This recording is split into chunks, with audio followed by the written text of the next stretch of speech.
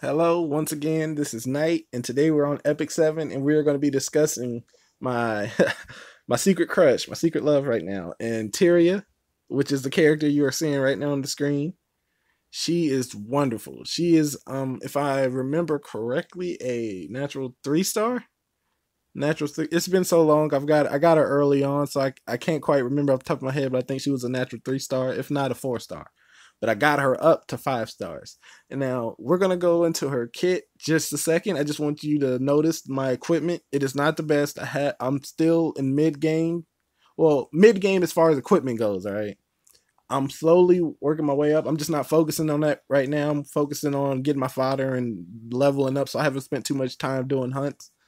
But yeah, as far as the sets go, you definitely want her on the speed set.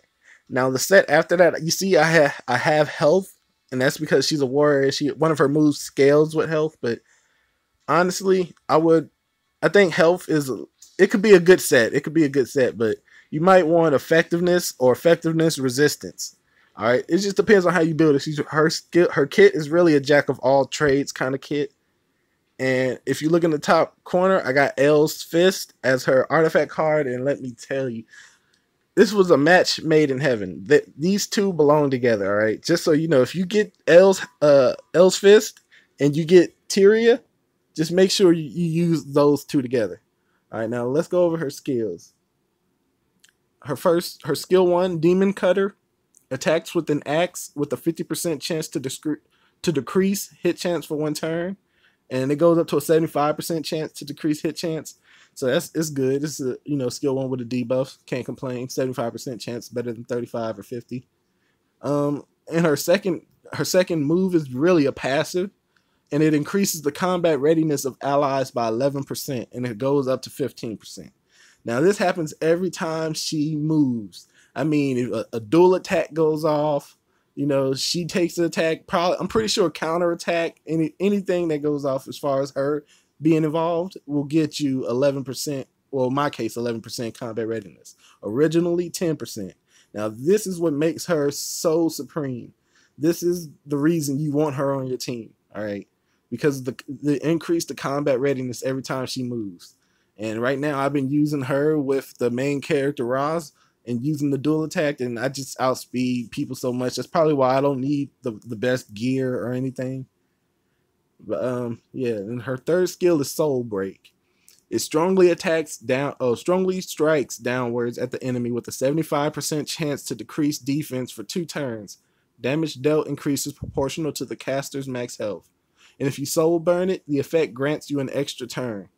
All right, now that 75% chance, you can get that up to 100% chance to actually land the decreased defense. You still need good effectiveness. That's why I said you might want to build effectiveness on her so you can land your debuffs for the defense break and the hit chance, but mainly the decreased hit chance, but mainly for the decreased defense.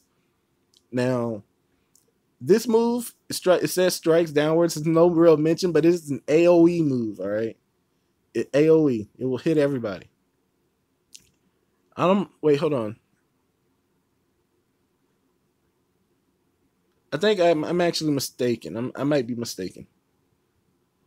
Yeah, scratch that last part. I think that was just a scenario where I hit somebody and they had a passive for increasing their own or increasing something, doing some status affecting move. But yeah.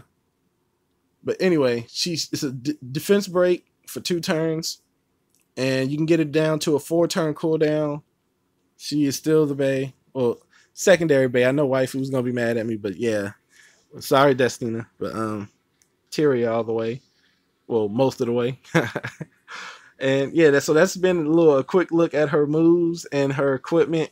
And then L's Fist, the card that I was telling you about, what it actually does is as her health decreases, defense and speed increases by up to 30%. All right.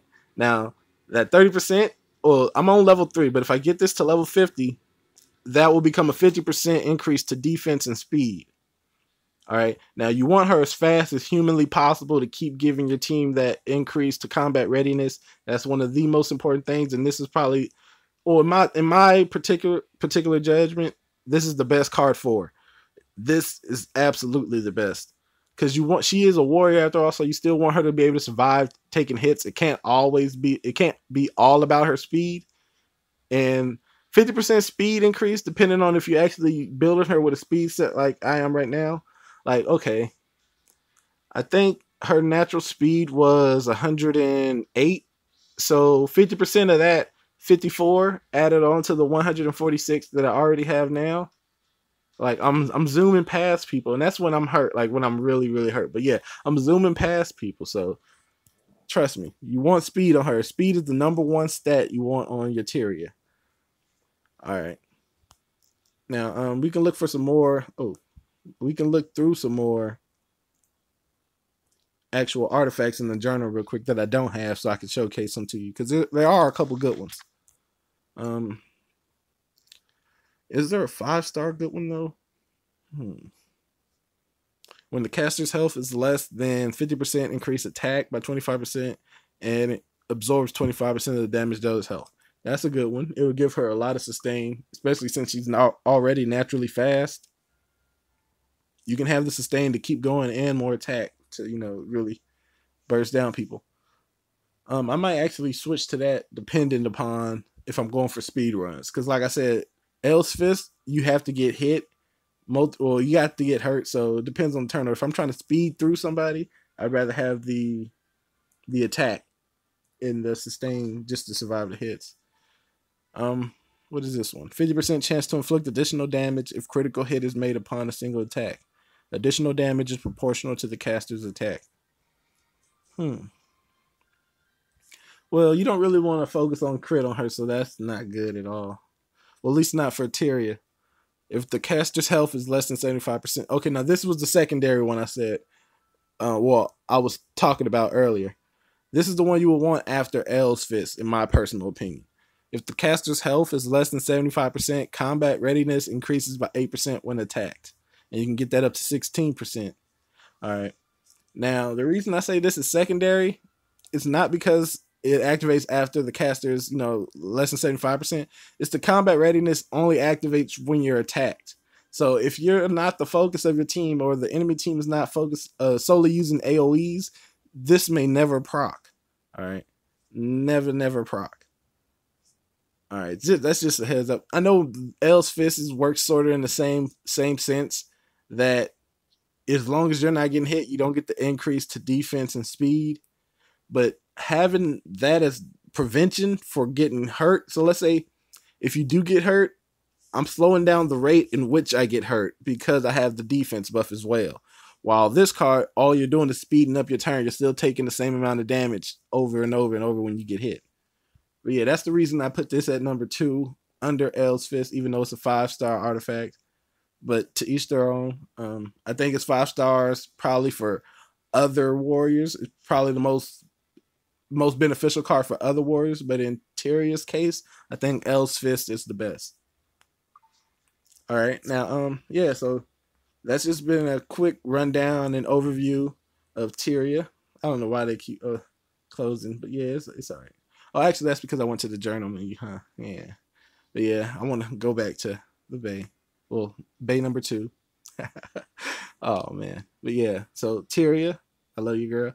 This has been a quick overview on Tieria, and I hope you guys enjoyed it and liked it. And if you liked it, leave a like.